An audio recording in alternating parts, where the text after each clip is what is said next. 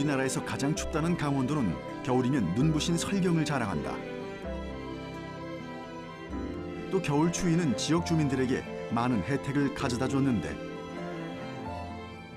몇 년 전부터 이상 징후가 포착되고 있다. 추워야되는데 갑자기 뭐 영상으로 낮게로 올라가면서 엉망이 돼버렸죠. 평균 기온이 점점 상승하면서 강원도의 겨울 풍경이 조금씩 달라지게 된 것. 과연 강원도에 무슨 일이 일어나고 있는 것일까? 포근해지고 있는 강원도의 현재와 미래를 살펴본다.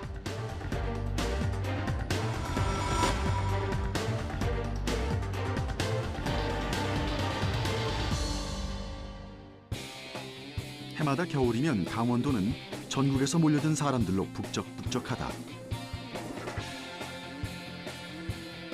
꽁꽁 얼어붙은 강에 구멍을 내고 얼음 낚시를 하는 재미는 강원도의 겨울 축제가 가진 또 다른 즐거움이다.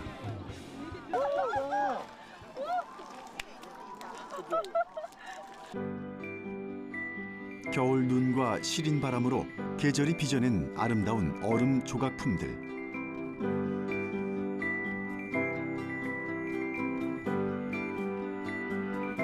이 눈부신 설경은 강원도가 자랑하는 세계적인 관광 자원이기도 하다.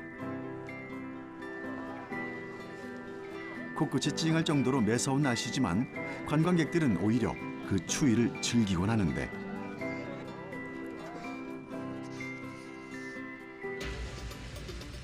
몇 년 전부터 강원도의 겨울이 달라지기 시작했다.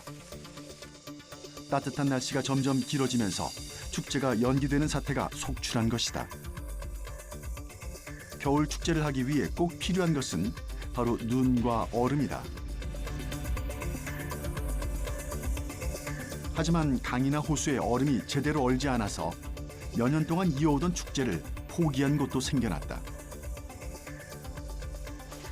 오랜 세월 겨울 추위로 유명세를 떨쳤던 강원도.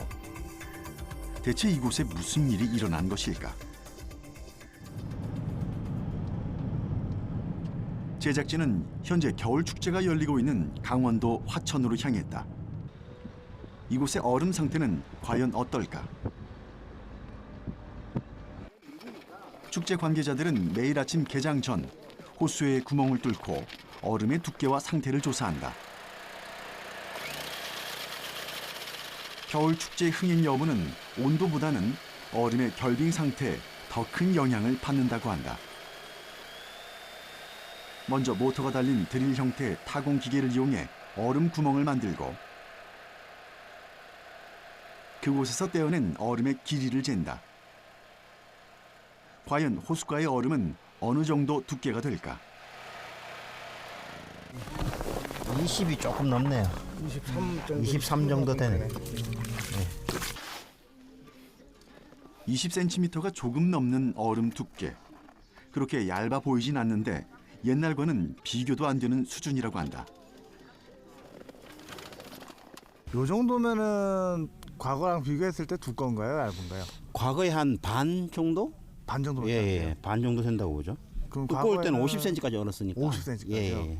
그 기계가 아까 한 번 뚫었지만은 뚫고 빼내고 한 번 더 뚫었다니까요. 그럼 요 정도 두께면은 예. 축제를 진행하시는 데는 무리가 없으신가요? 예, 이 정도 22, 23 정도 되는 두께면은 저희 얼음 낚시 하는 데는 큰 무리가 없습니다. 예. 근데 아무래도 조금 염려되니까 저희가 간격을 좀 더 넓게 예. 구멍을 뚫고 있죠. 제작진은 얼음 구멍을 통해 카메라를 호수 안으로 투입하고 물속에서 얼음 상태를 관찰해 보았다. 과연 이 정도의 두께의 얼음에 많은 사람들이 올라가서 낚시를 즐겨도 안전한 것일까? 지금 보면은 여기랑 간격이 지금 이게 4m예요. 4m요? 예, 예. 아, 4m씩. 예. 근데 원래는 좀 그 40cm씩 얼었을 때는 30cm 이상 얼으면은 예. 보통 2m 바위로 뚫거든요. 예, 예. 근데 지금 우리가 이제 20cm 정도 왔다 갔다 하니까 예. 그래서 4m로 안전 때문에 그렇게 간격을 그렇군요. 유지한 건데 그러니까 지금 여기에 구멍을 하나 더 뚫었을 것 같은데 예전에. 그렇죠. 예, 뚫었죠. 30cm 이상 되면 뚫죠. 아 그래요? 네. 30cm 이상 되면. 뚫을 수 있는 얼음 구멍의 수가 한정돼 있으니 축제에 포용할 수 있는 인원에도 제한을 둘 수밖에 없다. 그만큼 대기 인원도 늘어난다는 의미인데 결국 얼음을 두껍게 얼리기 위해 다양한 노력을 하고 있는 중이다. 그 중에 하나가 바로 호수 옆에 만든 이 수로다. 유속이 느려야 얼음이 얼 수 있는 충분한 시간이 주어지는데 그러기 위해서는 호수를 통과하는 물의 양이 너무 많아서는 안 된다. 원래는 저희가 이런 작업을 안 해도 여기가 충분히 얼었었는데 작년부터 지금 얼질 않아 가지고 유속이 되게 세게 나왔어요. 그래서 원래 이제 이번 축제 준비하기 전에 작년 11월 달에 저희가 물이 들어오는 양을 줄이기 위해서 절로 다시 배수로 공사를 따로 한 거죠. 아 그래요? 예. 그럼 있는 그대로 축제하는 것도 좀 운영이 쉽지가 않을 텐데 예. 공사까지 해가면서 하시면 좀 더 좀 어려움이 있으시겠어요? 아무래도 제 입장에서는 뭐 비용이 많이 들어가니까 이 공사가 이제 항구적인 공사가 될 수가 없거든요. 왜냐면 그러면 관을 묻어야 되는데 그거는 쉽지가 않고 제가 그냥 길만 판 거예요. 한 1m 50 정도의 깊이로. 그래서 이거는 또 여기가 7월달, 8월달 장마지면은 이거 다시 다 묻혀버립니다. 그러면 내년에도 만약에 또 이런 문제를 대비하기 위해서는 제가 다시 또 파야 돼요. 그렇군요. 겨울 축제의 흥행 여부는 그 지역의 경제 활성화와도 밀접한 관련이 있다. 그래서 강원도 사람들은 요즘 유독 날씨에 민감하다.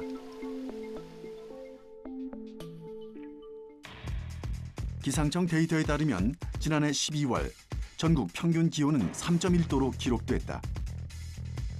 이것은 평균 12월 기온인 1.5도보다 무려 1.6도나 상승한 수치다.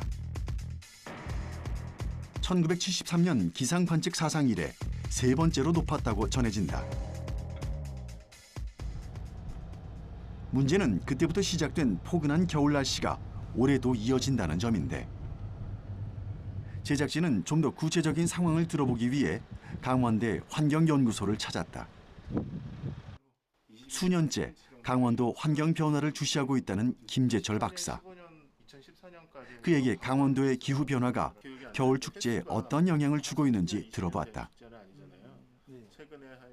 그 온도가 올라가고 있어서 지금 얼음도 좀 덜 얼고 축제 기간도 짧아졌다라고 얘기를 해주시는데 실제 그 기온 변화는 어떤가요, 이쪽은?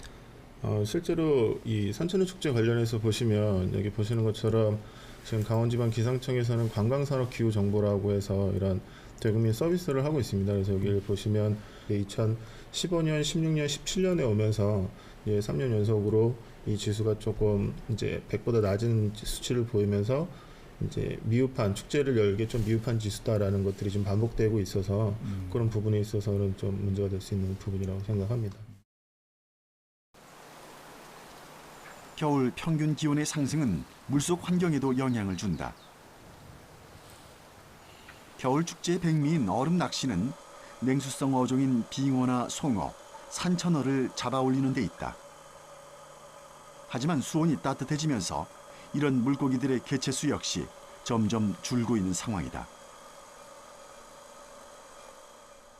작년 2016년도 같은 경우도 기온이 한 5, 6도 이상 7, 8도 정도까지 올라가는 케이스도 많았고 또 오랜 기간 지속이 됐는데요.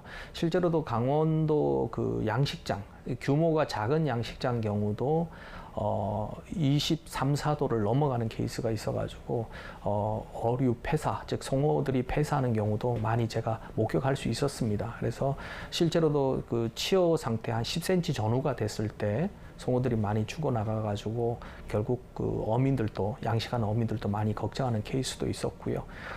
또한 그 다른 지역에서도 그런 경우를 종종 볼 수가 있었습니다. 지구 온난화는 환경에 직접적으로 영향을 받는 동물들에게는 엄청난 위협으로 다가온다. 이것은 인간의 경제 활동에 막대한 피해를 줄 수도 있다.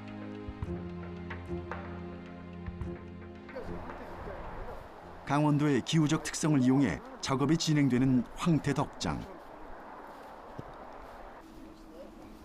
최고 품질의 황태를 만들어내기 위해서는 매서운 겨울바람과 소복하게 쌓인 눈이 필수다.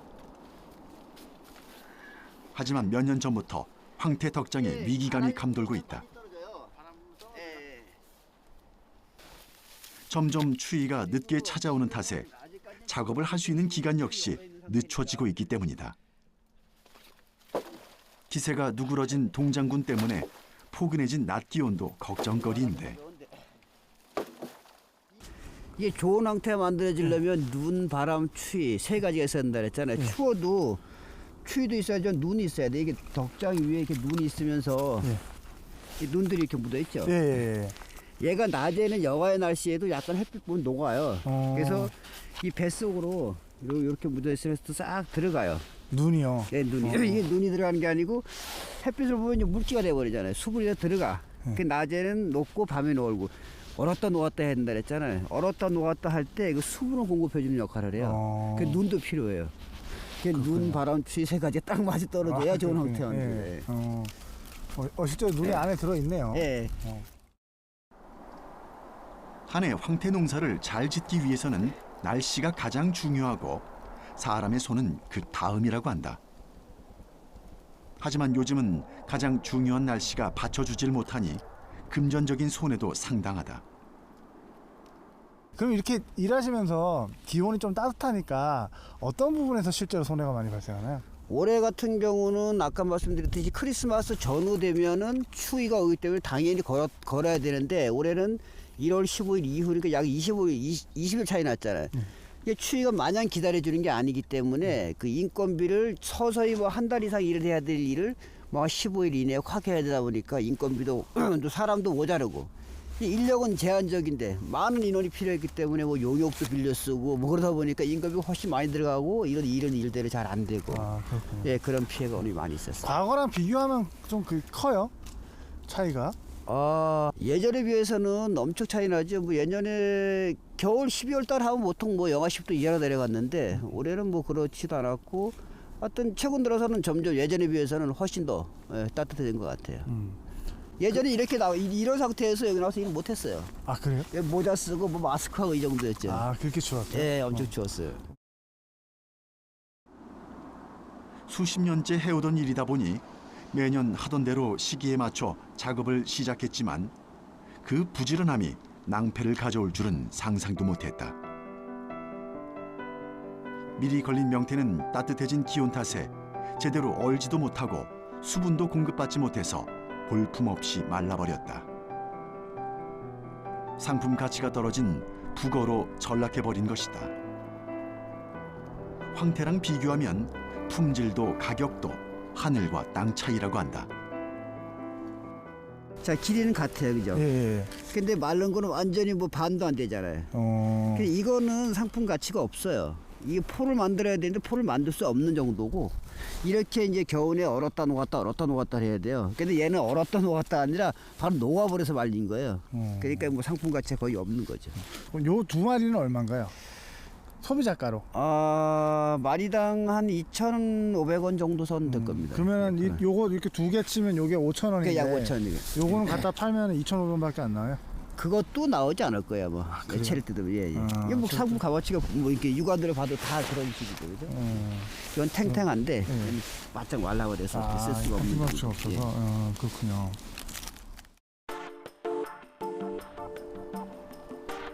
몸으로 느끼는 기온 변화는 말할 것도 없고 오랜 세월 황태를 만들면서 이어오던 생계마저 위협받고 있는 상황. 강원도 사람들이 조금씩 위기감을 느끼는 가운데 이런 지구 온난화에 대한 대안은 없는 것일까? 기후 변화에 있어서는 뭐 저희가 할 수 있는 방법은 지금 뭐 말씀하시는 것처럼 적응하거나 완화시키는 방법이 제일 많이 사용이 되고 있는데 이런 관광이라든지 농업 쪽에서는 저희가 할 수 있는 방법, 강원도에서 저희가 할 수 있는 방법은 날씨를 최대한 활용하는 그런 방법이라고 생각을 합니다. 그래서 최근 강원도는 과실 재배의 최적지로 떠오르고 있다. 그간 북쪽 지역에선 볼 수 없었던 사과, 멜론, 포도 등의 다양한 과일들이 시험 재배되는 중이다. 따뜻한 기후가 보장되지 않으면 재배가 불가능하던 작물들인데 대체 어떤 경로로 강원도까지 와서 자라고 있는 것일까?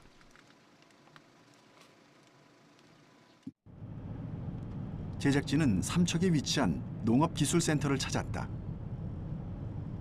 이곳에선 조금 특별한 과일을 맛볼 수 있다는데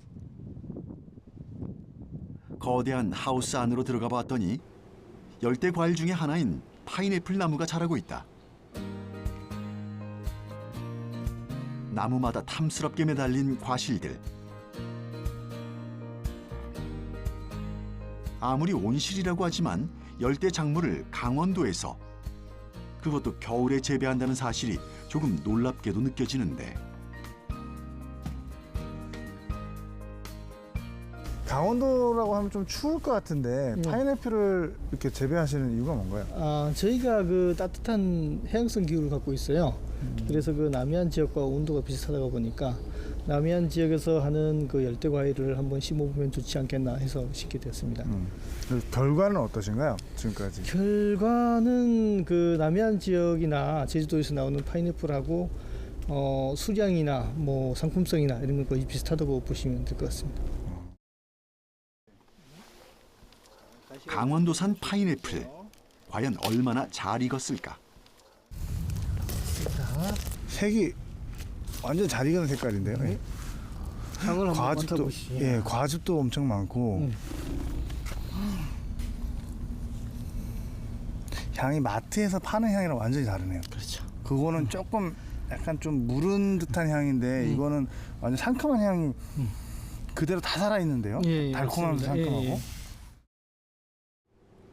제작진이 직접 맛을 보며 당도를 확인해 보았다.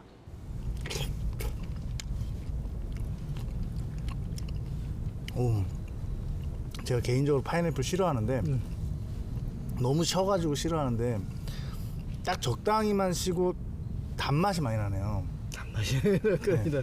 지금 이 정도면 꽤 많이 익었죠? 그 외국에서 수입한 것들 같은 경우에는 한참 더 보관했다가 해도 아마 이 맛이 안 날 겁니다. 당도가 엄청 높은데요? 네.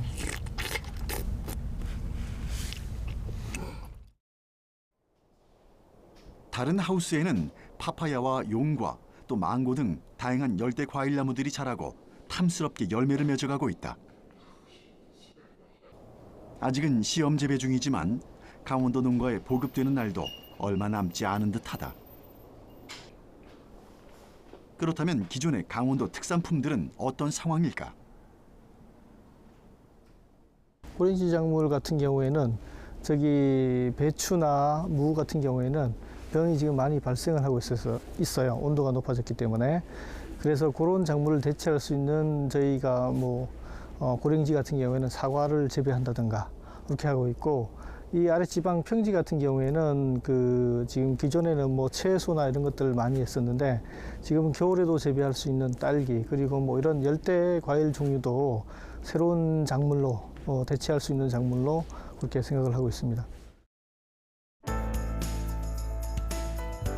추운 지역의 대명사이자 겨울이면 아름다운 눈꽃을 자랑하던 강원도. 과연 우리는 이 눈부신 절경을 언제까지 볼 수 있을까? 그리고 이 환경 속에서 살아가던 동식물들은 언제까지 강원도를 삶의 터전으로 여길 수 있을까?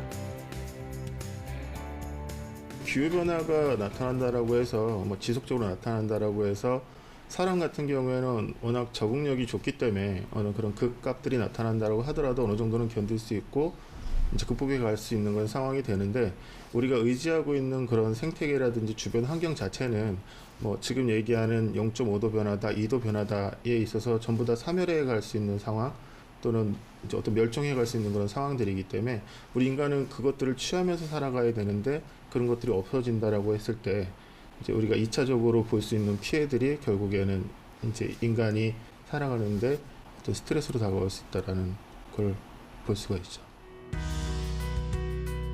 지구 온난화는 이미 피할 수 없는 세계적인 추세가 됐다.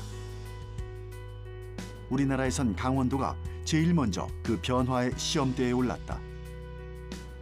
지금 우리가 가장 경계해야 할 것은 아직 견딜만 하다는 안일함은 아닐까. 변화가 어떤 식으로 진행될지 누구도 확신할 수 없지만 분명한 것이 하나 있다. 바로 미래는 결국 준비된 자들의 몫이라는 사실이다.